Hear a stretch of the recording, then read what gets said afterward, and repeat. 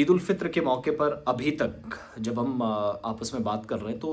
जम्मू कश्मीर के अंदर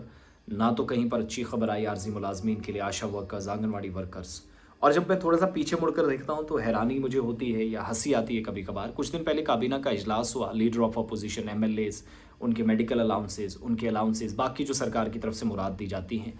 ज़्यादा से ज़्यादा और बासानी सहूलियात उनको दस्तयाब हों, मैसर हों, इस बात को यकीनी बनाते हुए उमर अब्दुल्ला की काबीना ने एक बिल को मंजूरी दी, बल्कि एक तजवीज़ थी,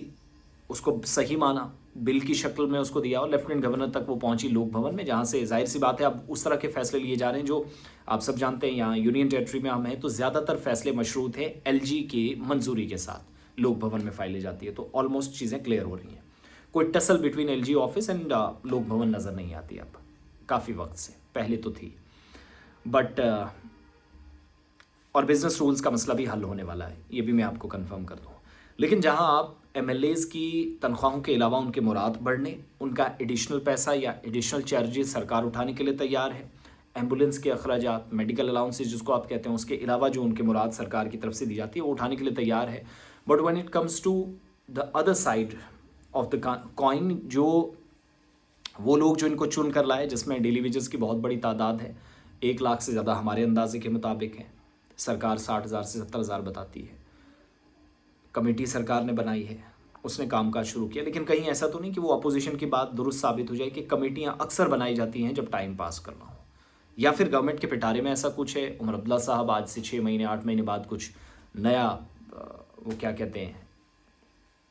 नया कोई इस तरह का कॉइन उठाकर फेंक दें कि सब चीज़ें हल हो जाए। लेकिन ये पैसा हमें लगता है, जब इसका अनुमान हम लगाते हैं, आंकड़ों को देखते हैं, आदाद शुमार चेक करते हैं, जायज़ा लेते हैं, तो we got to know that कि इस पैसे को इस्तेमाल करके अगर आप रेगुलाइज पॉलिसी ना भी बनाते या अगर आपकी नीयत ख़राब है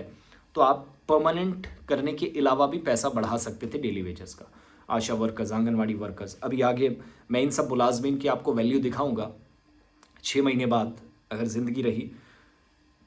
क्योंकि अभी सेंसस होने जा रहा है, कास्ट बेस्ड सेंसस होने जा रहा है, एसआईआर होने जा रहा है, तो यही वो लोग हैं जो करते हैं। परमानेंट एम्प्लॉयज़ से ज़्यादा काम करते हुए आपको दिखाई देंगे। पोलियो मुहिम, कोविड के दौरान वेरिफिकेशन का प्रोसेस, फिर आप सब जानते हैं वैक्सीनेशन हुई, वो सारा सिलसिला इनने किया। सरकार की ज़मीनों स्कीमों को ज़मीन पर उतारना, वो सब काम इनने किया। लेकिन अनफॉर्चुनेट आज ईद के दिन